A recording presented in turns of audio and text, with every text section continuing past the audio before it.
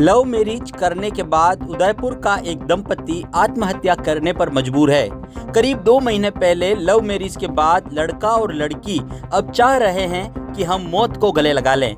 यह मामला उदयपुर के सूरजपुर थाना इलाके का है, जहां कालाजी गोराजी इलाके में रहने वाले युवक ने जून महीने में अपनी पड़ोसी युवती से लव मैरिज की थी। युवक जैन समाज का है तो वहीं युवती सोनी समाज की है।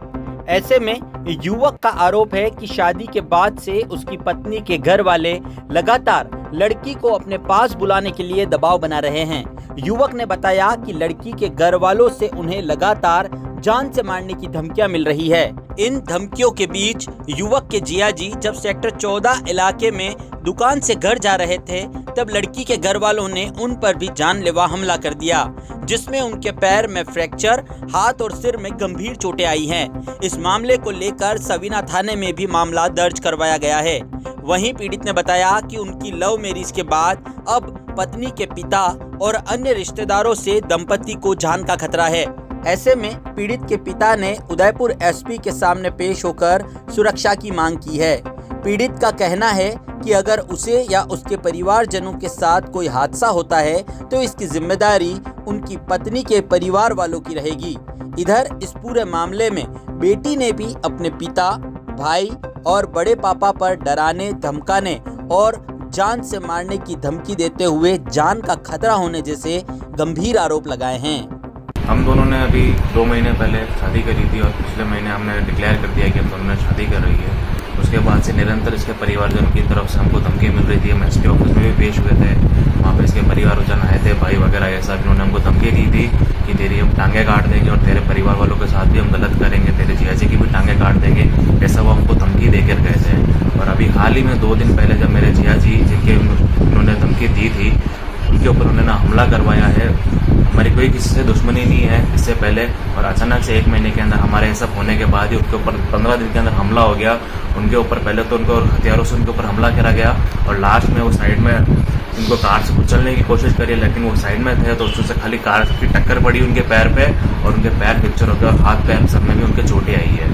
इसके परिवार वाले ही हैं, इनके परिवार वाले हमारे परिजन वालों को धमकी दे रहे हैं कि इसको, लड़की को हमको सौंप दो वरना तुम्हारा सबका एक एक करके हम नंबर लेंगे। और वो उन्होंने शुरुआत उसकी परसों कर दी है। इन्होंने किसी को रखा हुआ भी हुआ है हमारे साथ गलत करने के लिए। इन्होंने किसी को पैसे भी कह रहे हैं कि हम पैसे भी खिला रहे हैं और इधर उधर हमारे परिवार को डराने के लिए धमकियाँ दे ही रहे हैं हमारे परिजनों को, हमारे परिजन के मिलने वालों को, ताकि हमारे पास संदेशा पहुंचे और हमारे परिवार के अंदर डर का माहौल बने। इस बात को लेकर हमारे जियाजी को जो इन्होंने एक्सीडेंट करा तो उसमें हमने सवीना थाने में इनके लिए शिकायत करी है।